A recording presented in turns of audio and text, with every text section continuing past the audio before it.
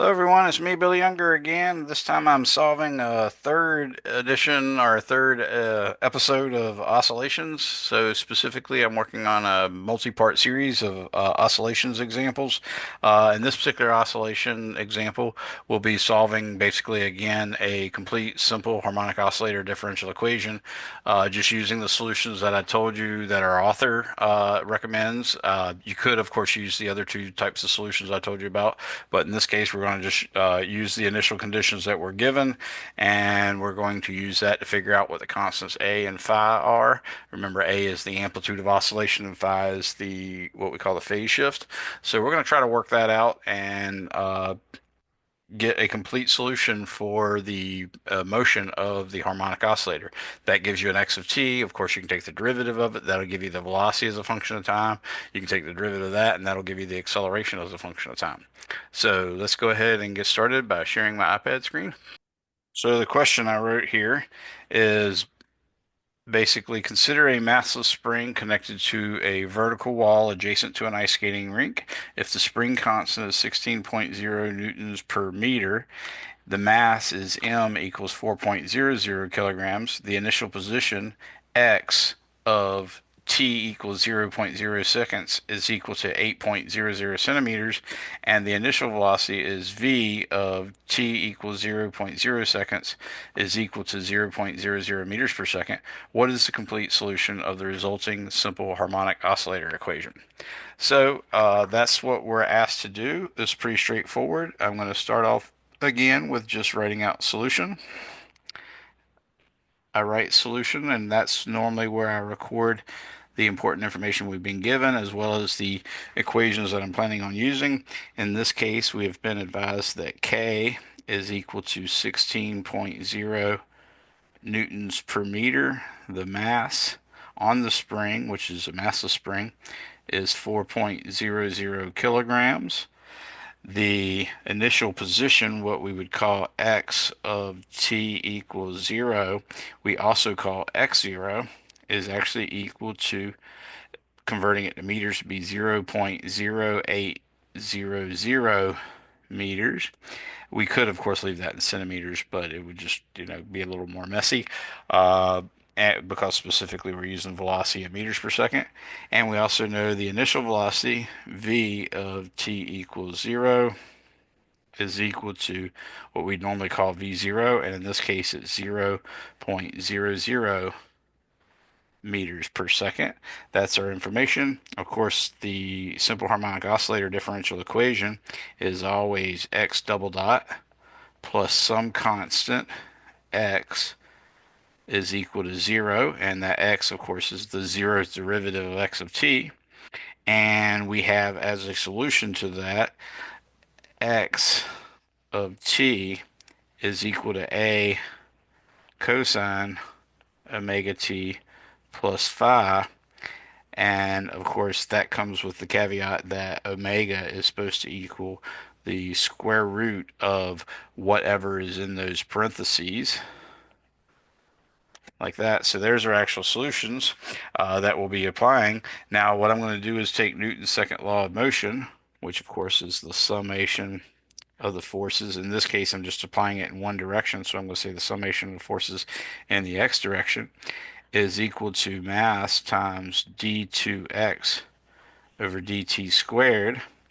And with this in mind, I end up getting negative kx is equal to mx double dot, which we can get all this stuff on one side of the equation to make it equal to 0, and that would give me mx double dot plus kx. Notice when the kx comes to the other side, it changes signs, and that's equal to 0.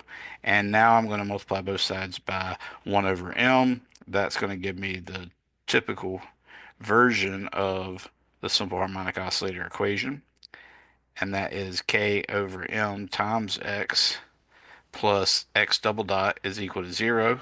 Of course, set it in a different order than it's written, but that's okay. I was just trying to have both the audio version and the video version. So now I have the differential equation, and this tells me, of course, that omega is clearly the square root of k over m. So that's the whole point of me writing the SHO this way, so that you can see that whatever's in front of the x, you're going to take the square root of that, and that's going to be omega, just like I did here. So in this case, what's in front of the x is k over m, so I'm going to take the square root of k over m, and that's going to be my omega. That means that omega is going in there. Now all we have to do is, we're going on the assumption that it's obvious that this x of t solves a differential equation. I highly recommend that you take the derivative of this, then you take the second derivative of this x of t, and then plug it in the differential equation, and both the x double dot term and the x term, and see if you don't get zero. Okay, that's something you should do every, more or less every time you solve a differential equation, at least until you get take the training wheels off. But anyways, that's just good practice.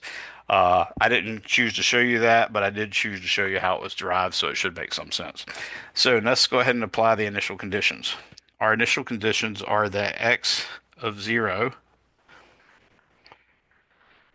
which is actually equal to x0, which we called 0.0800 meters, is equal to a times cosine of, now in this case it's going to be omega, which by the way we know omega, since it's the square root of k over m, omega is going to be equal to the square root of 16 newtons per meter divided by 4 kilograms.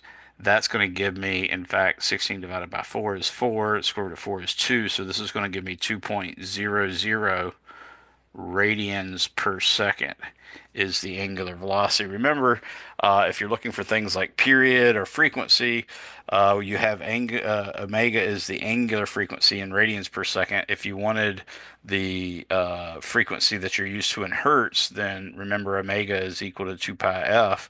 So just writing this off to the side, omega is equal to 2 pi times f, and then we also have the fact that the frequency is 1 over the period, so omega is also equal to 2 pi over the period. So if you need the frequency or period, now that you have omega, you can easily get those by using one of those versions of the equation.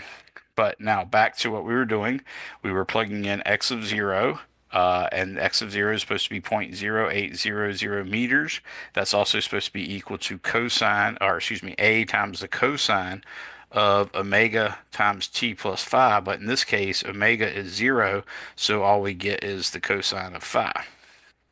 So I'll call that one equation. Now the other equation we have is about v of 0. And of course, we found out that the v of 0 is supposed to be 0.00 meters per second. Now, the v of t is equal to dx over dt.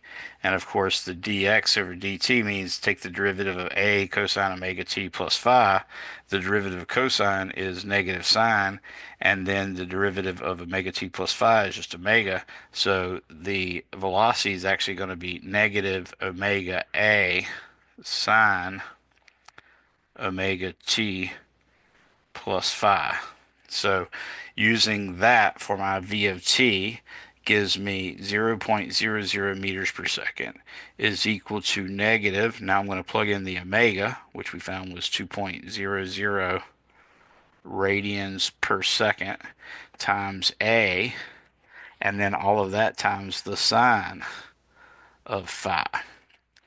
Now, in this case, we know, for instance, that well, actually, there's a couple of different ways we can look at it. Right now, we have two unknowns. We have a and we have phi.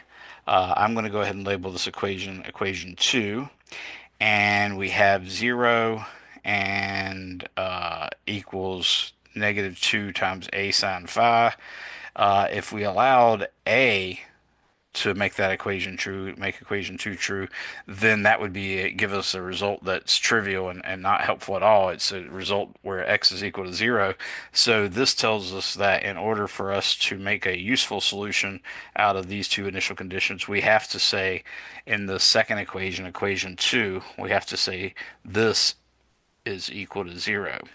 And of course, we know that the sine of phi equals 0 for very specific values of sine. So this implies phi is going to equal 0 Obviously, the sign of zero is zero, so that would work. But it could also equal, if you notice the sine curve, it goes from zero up to one. That one is occurring at pi over two, and then it goes back down to one, that or back down to zero, down by a distance of one, in other words. But when it gets back down to zero, now it's at pi. So it could be plus, or it could be plus r minus pi,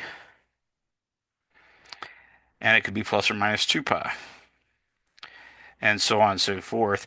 Obviously, the simplest solution would be just allow phi equal to zero, but before I jump to that conclusion, I would like to check what happens to equation one. And if I say phi is equal to zero, then the cosine of phi is equal to one, and equation one gives us that a is equal to 0.0800 meters. That seems perfectly fine to me, so I'm going to go ahead and take that the solutions allow us to reach the conclusion that A is equal to 0.0800 meters and phi is equal to zero.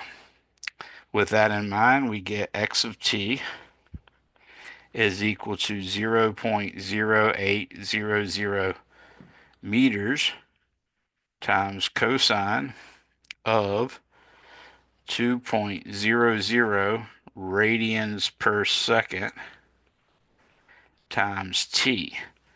But it's with a phi equal to zero, so that's the entire function. Of course, like I said, we could have also said cosine of 2 radians per second times t plus pi, or we could say minus pi, or we could say plus 2 pi, or we could say minus 2 pi. Anyway, this is a correct solution. Again, it would be very useful for you to take the time and actually plug this x of t in the original differential equation with k and m listed as they are. Uh, Take the derivative of it, then take the second derivative of it and plug that into the differential equation too. And sure enough, when you add the x double dot plus k over m times x, you should get exactly zero.